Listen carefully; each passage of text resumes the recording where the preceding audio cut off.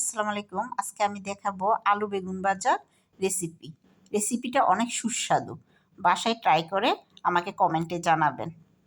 একটা কড়াইয়ের মধ্যে আমি তেল দিয়ে দিলাম। তেলটা গরম হওয়ার পরে এটার মধ্যে আস্ত রসুনের কোয়া দিয়ে দেব। কিছুক্ষণ নেড়ে চেড়ে এটার মধ্যে আমি শুকনা মরিচ মাঝখান দিয়ে ফালি করে দিয়ে দেব। তারপর এটার মধ্যে আমি পেঁয়াজ দিয়ে দিলাম, পেঁয়াজ কুচি দিয়ে দিলাম। সবগুলো একসাথে নাড়তে থাকবো ব্রাউন কালার হওয়ার আগ পর্যন্ত। তারপরে এটার মধ্যে আমি পানি অ্যাড করে দিয়ে দেব।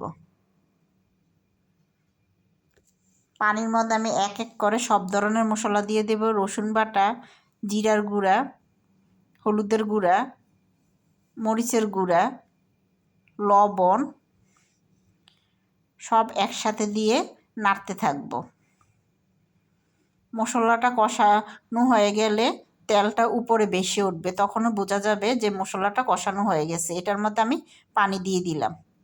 পানিটা হালকা গরম হয়ে আসলে তখন এটার মধ্যে আমি আলু দিয়ে দেব। আলুটা আমি আগে থেকে কিউব কিউব করে কেটে ধুয়ে রেখেছি। আলুটা সামান্য সিদ্ধ হয়ে আসলে আমি বেগুনটাও আগে থেকে কেটে ধুয়ে রেখেছি, বেগুনটা দিয়ে দিব। বিশ্বাস করেন ওই দিন আমার বাসায় মেহমান ছিল। যতজন রান্নাটা খেয়েছে ততজনেই রান্নাটা রেসিপি চেয়েছে। একবার বাসায় ট্রাই করে আমাকে কমেন্টে জানাবেন রান্নাটা কেমন হয়েছে। তারপর এটার মধ্যে আমি কাঁচামরিচ দিয়ে দিলাম। বেগুন ভাজিটা হয়ে গেছে।